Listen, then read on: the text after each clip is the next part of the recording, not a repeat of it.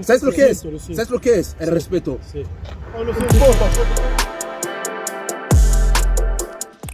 Salut les amoureux du ballon rond, on se retrouve pour un nouveau JT Foot Mercato.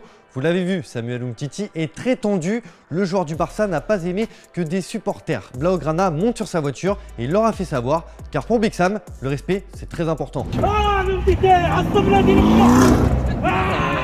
Gracias, Umtiti. Umtiti.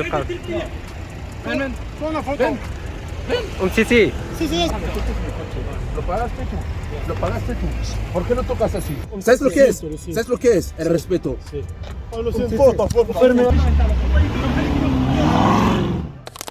Revenons à quelque chose de plus léger, un ancien Barcelonais, en l'occurrence Lionel Messi, présentait son 7e ballon d'or hier soir au Parc des Princes, en marge de la rencontre entre le PSG et Nice. Devant une foule en délire, l'Argentin a soulevé une nouvelle fois ce trophée, accompagné de Gianluigi Donnarumma, qui lui a présenté le trophée Yashin de meilleur gardien. S'il est apparu timide lors de la cérémonie, Messi l'a été encore plus dans ce match au sommet face à Nice. Un triste 0-0 où les stars parisiennes ont buté sur des aiglons courageux qui n'ont rien lâché. Bien organisé, le Gym voulait surprendre Paris sur un contre. C'était le plan de jeu et ça a été respecté à la lettre par les hommes de Christophe Galtier. Notre projet de jeu était de les attendre et contrer comme on a fait. Après peut-être qu'on a bien défendu, on les a embêtés aussi dans l'entrejeu et c'est ce qui a fait que ça a rendu ce match.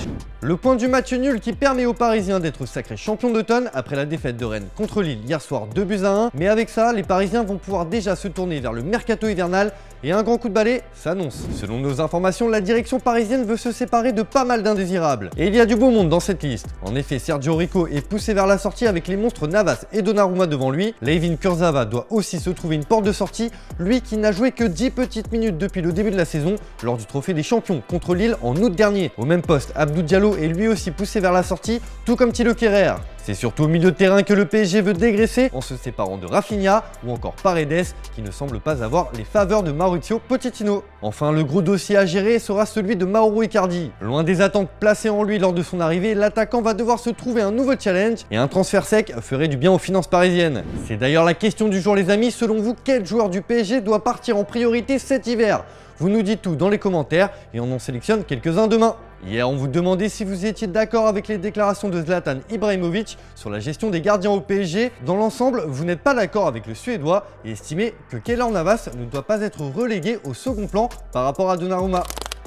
Allez, on passe à l'actu du jour et ça sent mauvais pour une prolongation d'Ousmane Dembélé au FC Barcelone. Alors que son contrat expire en 2022, aucune solution n'a été trouvée encore et d'ici un mois, l'ancien du Stade Rennais sera libre de négocier avec qui il le souhaite. D'après le Mediasport, la décision du joueur est prise, il ne va pas prolonger. Même si Xavi a publiquement expliqué lui faire confiance, le principal concerné souhaiterait tourner la page. Mais selon nos informations, il y aura tout de même une dernière réunion cette semaine, celle de la dernière chance à Dembélé de faire le bon choix. À Manchester United, on a de grandes ambitions avec le nouveau coach Ralf Rangnick et l'arrivée de l'Allemand pourrait rebattre les cartes dans le dossier Erling Haaland. La presse allemande a avancé même ces derniers jours que le nouvel entraîneur intérimaire des Red Devils recevrait un joli chèque de 10 millions d'euros s'il parvenait à attirer l'international norvégien à Old Trafford. Mais il faudra déjà convaincre son club de le lâcher et pour ça, Manchester est prêt à toutes les folies. C'est plus de 118 millions d'euros que serait prêt à mettre les Mancuniens pour amener le Cyborg en Première Ligue. Affaire à suivre. Double contact, tour sur lui-même, but, le tout en une demi-seconde. C'est tout simplement incroyable, c'est du futsal, c'est l'image du jour les amis.